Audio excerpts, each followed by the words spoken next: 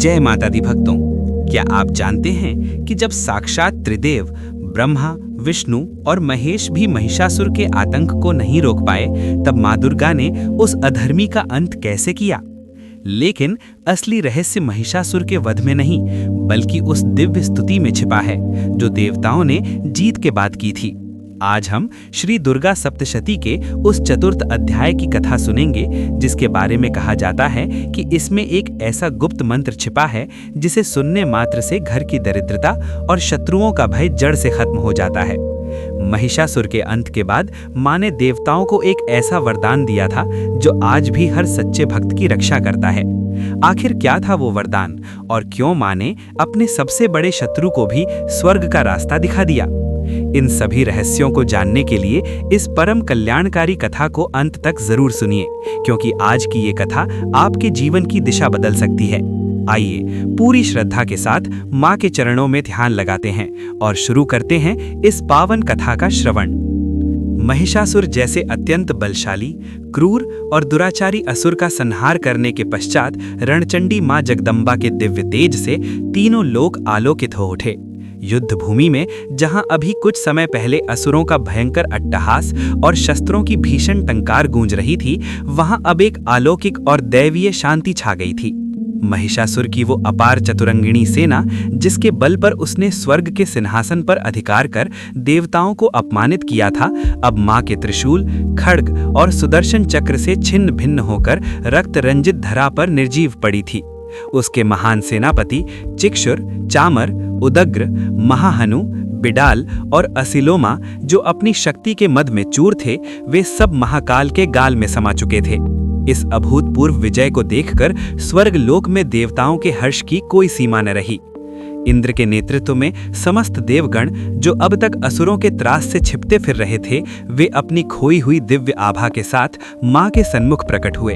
उनके मस्तक अटूट श्रद्धा और परम भक्ति से झुके हुए थे।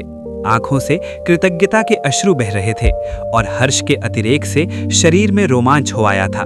उन्होंने हाथ जोड़कर मां चंडिका की जो स्तुति प्रारंभ की, वो आज भी पूरे ब्रह्मांड में शक्रादि स्तुति के नाम से परम पूजनीय मानी जाती है। देवताओं ने गदगद कंठ से प्रार्थना की कि हे मां, जिस आदि पराशक्ति ने अपनी अजेय सामर्थ्य और केवल संकल्प मात्र से इस संपूर्ण चराचर ब्रह्मांड की रचना की है, जो समस्त देवताओं की दिव्य शक्तियों का एकमात्र पुंज हैं और जिनकी आराधना स्वयं सृष्टि के पालनहार भगवान विष्णु, रचयिता ब्रह्मा और संहार के स्वामी महादेव निरंतर करते हैं, उन साक्षात जगत जननी मां अम्बा के श्री चरणों में हम बार बार मस्तक झुकाते हैं। हे चंडिके, आप ही इस समस्त विश्व का अविनाशी आधार और एकमात्र आश्रय हैं। आपके इस दिव्य रूप, असीम पराक्रम और अनंत बल का पूर्ण वर्णन करने में साक्षात शेषनाग की हजारों जिह्वाएं भी समर्थ नहीं हैं। आप ही वो आदि शक्ति हैं जो प्रलय के घोर अंधकार में सब कुछ अपने भीतर समेट लेती हैं और पुनः एक नई सृष्टि का सृजन कर जीवन का संचार करती हैं। मां के सूक्ष्म और कल्याणकारी स्वरूप की व्याख्या करते हुए देवताओं ने एक गूढ़ सत्य उजागर किया कि हे मां, आप ही वो चेतना हैं जो पुण्यात्माओं और सत्कर्म करने वाले मनुष्यों के घरों में स्वयं लक्ष्मी का रूप धारण करके सुख, अटूट शांति और अखंड ऐश्वर्य प्रदान करती हैं। वहीं जो अधर्मी, अहंकारी और पापी मनुष्य हैं, उनके यहाँ आप अलक्ष्मी यानी दरिद्रता और विनाश का कारण बनकर प्रकट होती हैं, ताकि उन्हें उनके कर्मों का उचित दंड मिल सके। शुद्ध और सरल अंतःकरण वाले ज्ञानियों के मन में आप सद्बुद्धि बनकर ज्ञान का प्रकाश फैलाती हैं।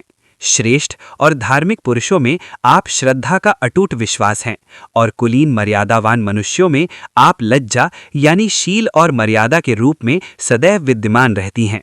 हे मां, आपके इस अचिंत्य और अद्भुत रूप को, जिसे केवल सांसारिक बुद्धि से समझना असंभव है, हम बार बार वंदन करते हैं।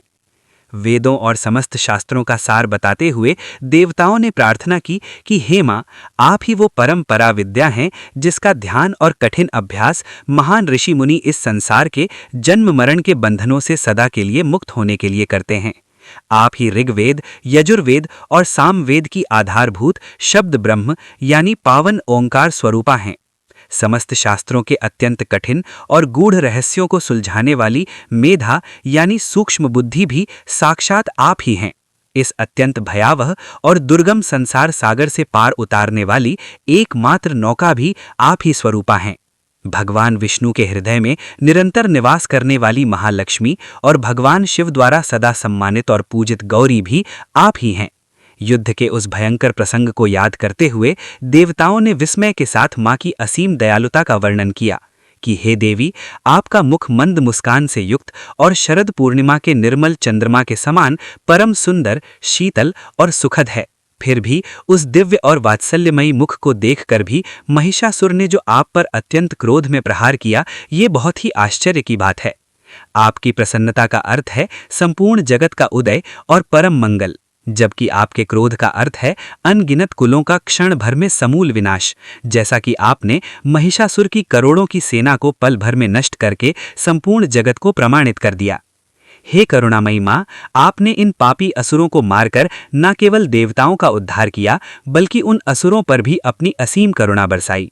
यद्यपि वे असुर अपने जघन्य और घोर पापों के कारण नरक के अधिकारी थे, परंतु आपने उन्हें अपने दिव्य शस्त्रों से स्पर्श करके उनके समस्त संचित पापों को धो दिया और उन्हें वीर गति के साथ सीधे स्वर्ग का मार्ग दिखा दिया। ये आपकी शत्रु पर भी की जाने वाली परम दयालुता और ममता है। आपकी तलवार की तीक्ष्ण चमक और त्रिशूल की ज्वाला जैसी कांति ने असुरों की आंखों को इसलिए नहीं झुलसाया क्योंकि मरते समय वे आपके करुणामयी और चंद्रमा जैसे शीतल मुख का दर्शन कर रहे थे। आप शत्रुओं का भी कल्याण करने वाली साक्षात ममतामयी मां हैं। अंत में देवताओं की इस निष्काम, निस्वार्थ और अत्यंत भावपूर्ण स्तुति से मां जगदम्बा परम संतुष्ट हुईं। उन्होंने देवताओं को दिव्य दर्शन दिए और अपना अभय हस्त उठाकर कहा कि हे देवताओं, मैं तुम्हारी इस अनन्य भक्ति और स्तुति से अत्यंत प्रसन्न हूं। तुम अपनी इच्छानुसार कोई भी वरदान मांगो। तब देवताओं ने सामूहिक रूप से केवल यही विनती की कि हे मां, जब भी हम पर या इस चराचर सृष्टि पर कोई भारी विपत्ति आए, आप इसी तरह प्रकट होकर हमारा उद्धार करें और जो भी भक्त इस शक्रादि स्तुति द्वारा आपका श्रद्धापूर्वक स्मरण करे, उस पर आपकी कृपा और सुरक्षा का कवच सदैव बना रहे। मां जगदम्बा ने उन्हें एवमस्तु कहकर मनोवांछित आशीर्वाद दिए और भविष्य में भी भक्तों की रक्षा का पूर्ण आश्वासन देते हुए अपने दिव्य ज्योति स्वरूप में अंतर्धान हो गईं। जय माता दी भक्तों, अभी आपने सुना श्री दुर्गा सप्तशती के उस चतुर्थ अध्याय का महाविस्तार, जिसने न केवल देवताओं का खोया हुआ स्वर्ग वापस दिलाया, बल्कि महिषासुर को भी मां के शस्त्रों के स्पर्श से मोक्ष प्रदान कर दिया। याद रखिए, मां जगदम्बा आपके भीतर भी बुद्धि, श्रद्धा और मर्यादा के रूप में सदैव वास करती हैं। बस जरूरत है तो पूरी श्रद्धा के साथ उन्हें पुकारने की। जो भी भक्त इस पावन कथा को निरंतर सुनता है, मां उसके जीवन से दरिद्रता और शत्रुओं का भय जड़ से मिटा देती हैं। आशा है कि आज की ये दिव्य कथा आपके जीवन में सुख और शांति लेकर आएगी। अगर आपको ये कथा अच्छी लगी हो तो वीडियो को लाइक जरूर करें और कमेंट बॉक्स में अपनी हाजिरी लगाते हुए जय माता दी या जय मां भवानी लिखना ना भूलें। ऐसी ही और भी पौराणिक कथाओं और मां दुर्गा के दिव्य प्रसंगों से जुड़े रहने के लिए हमारे चैनल को सब्सक्राइब करें और घंटी वाला बटन जरूर दबाएं। मां आप सभी का कल्याण करें। प्रेम से बोलिए, सांचे दरबार की जय।